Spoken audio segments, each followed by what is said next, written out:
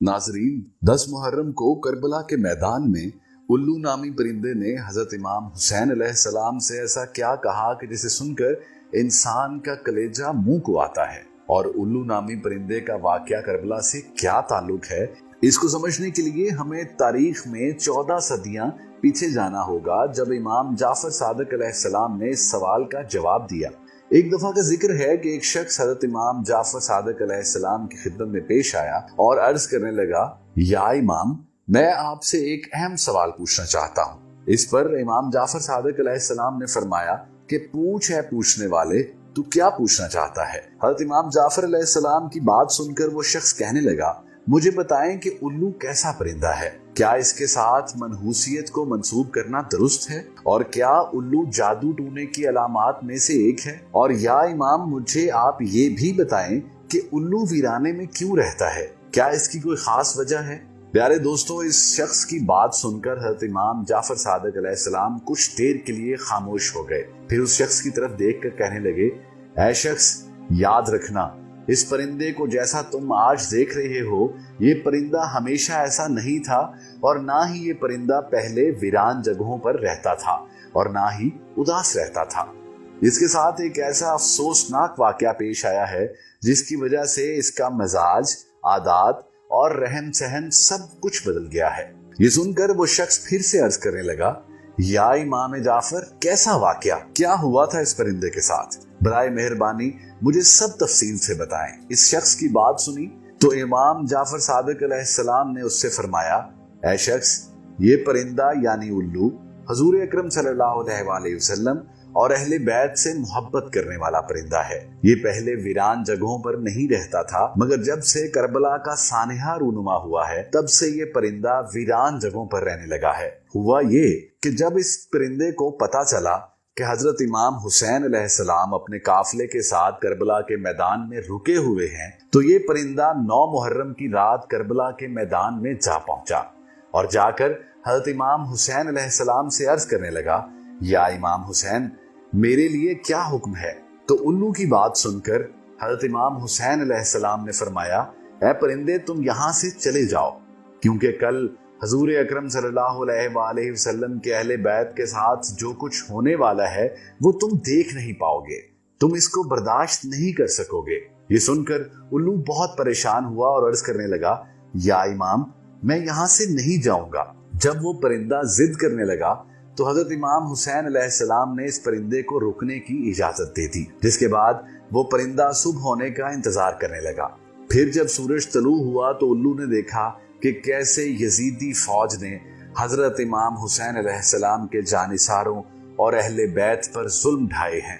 इस उल्लू ने पूरा वाकया करबला अपनी आंखों से देख लिया। ये जुल्म सितम देखने के बाद इस परिंदे के दिल में इंसानों के लिए नफरत बढ़ने लगी और इंसानों पर से इसका भरोसा उठ गया।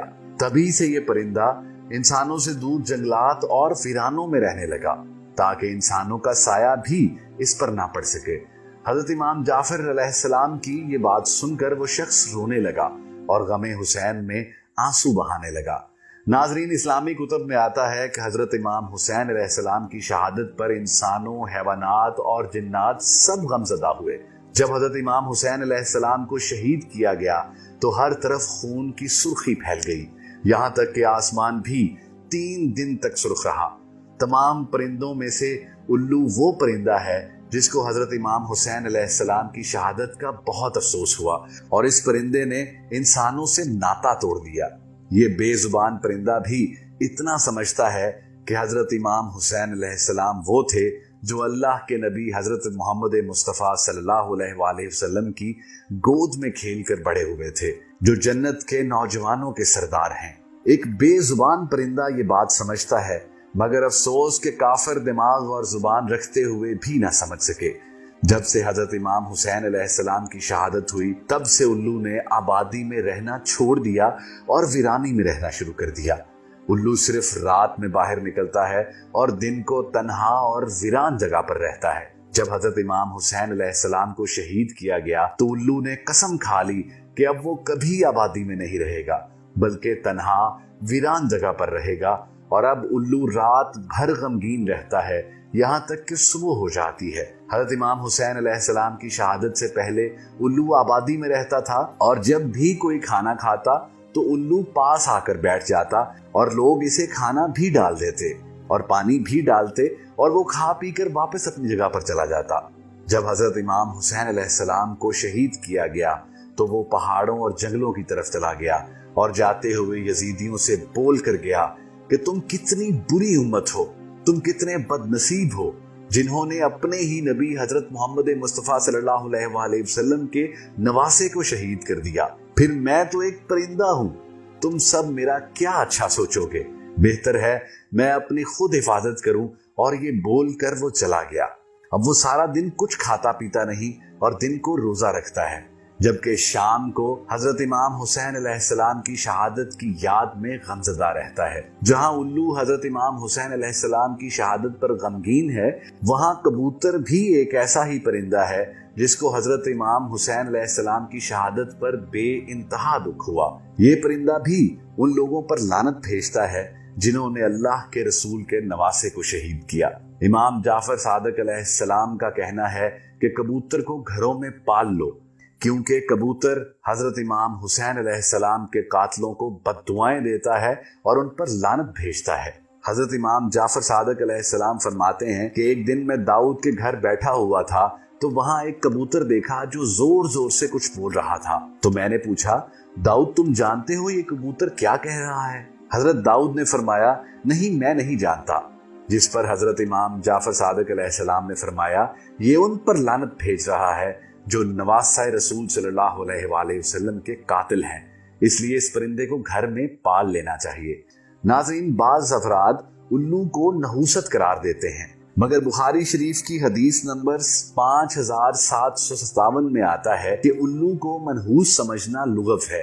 ہم سے محمد بن حاکم نے بیان کیا، انہوں نے کہا کہ ہم سے نظر بن شمیل نے بیان کیا، انہوں نے کہا کہ ہم کو اسرائیل نے خبر دی، انہوں نے کہا کہ ہم کو ابو حسین یعنی عثمان بن عاصم اسدی نے خبر دی، انہیں ابو صالح زکوان نے خبر دی، اور انہیں حضرت ابو ہریرہ نے خبر دی کہ نبی اکرم صلی اللہ علیہ وآلہ وسلم نے فرمایا، چھوت لگ جانا، بدشگونی یا الو یا صفر کی نحوست یہ کوئی چیز نہیں ہے۔ الو یعنی بوم ایک شکاری پرندہ ہے، اس کو دن میں نہیں سوچتا تو بیچارہ رات کو نکلا کرتا ہے، آدمیوں کے ڈر سے اکثر جنگل اور ویرانے میں رہتا ہے۔ عرب لوگ الو کو منحوس سمجھتے تھے اور ان کا اعتقاد یہ تھا کہ آدمی کی روح مرنے کے بعد الو کے قلب میں آ جاتی ہے اور پکارتی پھرتی ہے۔ حضرت صلی اللہ علیہ وآلہ وسلم نے اس لغو خیال کا رد کیا۔ صفر پیٹ کا ایک کیڑا ہے جو بھوک کے وقت پیٹ کو نوچتا ہے، کبھی آدمی اس کی وجہ سے مر بھی جاتا ہے۔ عرب لوگ اس بیماری کو متعدی جانتے تھے، لیکن اس بیماری کو نحوست قرار دینے سے حضور اکرم صلی اللہ علیہ وآلہ وسلم نے منع فرمایا تھا۔ ناظرین، ہمیں امید ہے کہ آج کی ویڈیو آپ کو بہت پسند آئی ہوگی، اور آج کی ویڈیو میں بس اتنا ہی۔ اگلی ویڈیو تک کے لیے اللہ حافظ۔